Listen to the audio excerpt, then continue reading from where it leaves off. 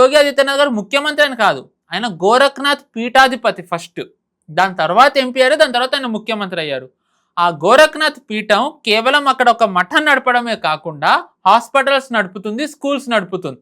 అంటే ఒక wealthy administration కి ఎలా నడపాలనే అనుభవం యోగి ఆదిత్యనాథ్ గారు ఉంది గోరఖ్పూర్ లో. సో ఇప్పుడు ఏంటి, యోగి ఆదిత్యనాథ్ గారు దాన్ని అంటే ఆ వేలోనే తీసుకొస్తున్నారు. ఇప్పుడు చూసుకుంటే సిఇఓ కావాలి ఇలాగ తీసుకొస్తున్నారు. మరి అడగచ్చు, మరి మిస్టేక్ ఎక్కడ జరిగింది, మరి సంఘ్ వాళ్ళే ఉన్నారు కదా అని. టు బి ఆనెస్ట్, సంఘ్ నా పర్సనల్ ఉద్దేశం ఏంటి అంటే ఇన్వాల్వ్ అవ్వకుండా ఉండాల్సింది. ఎందుకంటే సంఘ్ అనేది ఎప్పుడు ఫైనాన్షియల్ ఆస్పెక్ట్స్ ఇన్వాల్వ్ అవ్వదు. ఎందుకంటే సంఘ్ దగ్గర మనీ ఉండదు ఎప్పుడు. ఎందుకంటే సంఘ్లో మెయిన్ ప్రచారకులు ఉంటారు. ప్రచారకులు డబ్బు సంపాదించినప్పుడు వాళ్ళకి డబ్బుని ఎలా మేనేజ్ చేయాలో ఎలా తెలుస్తుంది? సో తెలియనప్పుడు ఇది కొన్ని కోట్లలో లావాదేవీలు వచ్చినప్పుడు వాళ్ళు మామూలు సంపాదించుకునే అనుభవమే లేనప్పుడు వాళ్ళు ఇంత కోట్లది ఎలా మేనేజ్ చేయగలరు? అక్కడే తడబడ్డారేమో. అక్కడ జరిగింది. That was the mistake that happened from Sangh end. But is Champat Rai guilty? As per my knowledge, నా belief, I don't think intentional ఆయన ఖచ్చితంగా చేయలేదు. ఆయన నమ్మిన వాళ్ళు చేస్తుంటారు, ఎవరికో అప్పచెప్పుంటారు బాధ్యత. ఎస్, గుళ్ళో మింగే వాళ్ళు చాలా మంది ఉంటారు. సో అక్కడ జరిగింది. సో దీనివల్ల సంఘ్కి ఏదో చెడ్డ పేరు వచ్చింది, బీజేపీకి ఏదో చెడ్డ పేరు వచ్చింది అని అనుకుంటే ఏమీ రాలేదు. ఎందుకు అంటే దీనిని ఇప్పుడు ఎవరు నిజానికి సంఘ్ ఇప్పుడు ఇలా అయింది రామ్ మందిర్ది, న్యాయంగా ఎవరు నెక్స్ట్ కమిటీని వేయగలరు? సమాజ్వాదీ పార్టీనా? ఎవరైతే కరసేవకుల మీద మొత్తం రాఠీలు జుల్పించి రక్తమయం చేసిందో సరయూ నదిని కాల్పించి వాళ్ళు న్యాయం చేయగలరా? పోని కాసేపు అది గతం, ఇప్పుడు వర్తమానంలో మాట్లాడదాం అనుకుంటే ఎంత లేదన్నా వీళ్ళు Yadav vote bank important. Mathura గురించి మాట్లాడతారా? కాశీ గురించి మాట్లాడుతున్నారా? లేదు. సో అంటే ఇక్కడ రాజకీయాలు ఉన్నాయి. పోనీ కాంగ్రెస్ ఏమన్నా చేస్తుందా? రాముడు లేడని కోర్టులో వాదించింది వీళ్లే కదా. సో కాంగ్రెస్ లేదు. ఇంకా ఏ పార్టీ న్యాయం చేయగలుగుతుంది రామ మందిర్లో? ఖచ్చితంగా అది at the end of the day బీజేపీకి వస్తుంది, at the end of the day Yogi Adityanath గారి మీద వస్తుంది. అందుకే ఇప్పుడు చూసుకుంటే యోగి ఆదిత్యనాథ్ గారు ఫ్రంట్ ఫుట్ లో ఎవరినైనా వదలట్లే. ఎవరైతే ప్రశ్నలు అడుగుతున్నారో అది డైరెక్ట్ ఈయనే మాట్లాడుతున్నారు. ఈయనే ప్రతిరోజు సమాధానాలు చెప్తున్నారు. అంటే ఏంటి, భయం లేదు అని ఈయన చూపిస్తున్నారు. నేను తప్పు చెయ్యలేదు, దీని ప్రభావం నా మీద లేదు, నేనే న్యాయం చేస్తానని యోగి ఆదిత్యనాథ్ గారు పదే చెప్పడానికి కారణం కూడా అదే.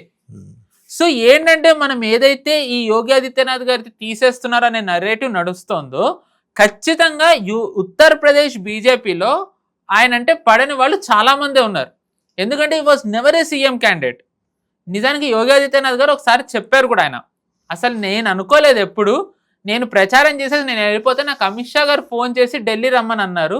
నేను ఢిల్లీ వచ్చిన తర్వాత నాకు ఆల్ ఆఫ్ ఎ సడన్ చెప్పారు మీరు రేపు సీఎంగా ప్రమాణ స్వీకారం చేయాలి అని. ఇన్ఫ్యాక్ట్ దాంట్లో వన్ ఆఫ్ ద ప్రాబబుల్స్ ఎవరంటే ఇప్పుడు జమ్మూ కాశ్మీర్లో లెఫ్టినెంట్ గవర్నర్గా ఉన్న మనోజ్ సిన్హా గారు one of the probable CM candidates. So ఇంతమందిని దాటుకుని వచ్చిన తర్వాత తెలిసిన పేర్లు ఇవి, వీళ్ళు వేరే బాధ్యతల్లో ఉన్నారు.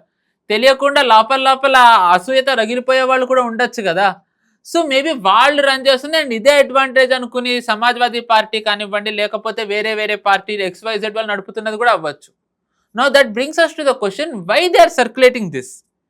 ఎందుకంటే మీరు అన్నట్టుగా రామ్ మందిర్ది ఇంపాక్ట్ పడే ప్రభావం చూపిస్తోందనే నరేటివ్ నడపడంతో ఇదే టైంలో యోగి ఆదిత్యనాథ్ గారిని తప్పించారని అన్నట్టయితే it shows he is guilty for which he hasn't done anything.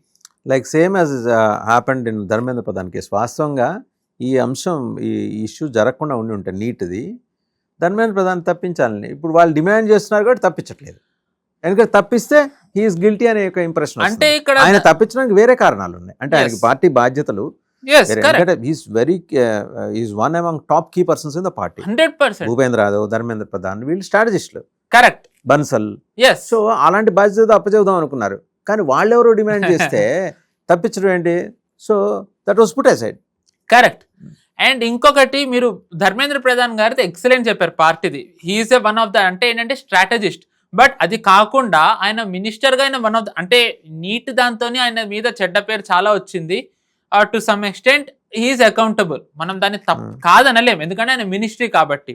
But దీని ముందర ఆయన పెట్రోలియం మినిస్ట్రీలో ఉన్నప్పుడు ఏదైతే మోదీ గారికి అంటే మహిళలకు కానివ్వండి, పేదవాళ్ళకి ఆయన దగ్గర చేసిన ఒక పథకం ఏదైతే ఉందో ఉజ్వల యోజన, జనాల్లోకి వెళ్ళడానికి కారణం ఈయనే. ఎందుకంటే అప్పుడు పెట్రోలియం మినిస్టర్ ఈయనకున్న ఒక నిక్ నేమ్ ఏంటంటే ఉజ్వల మ్యాన్.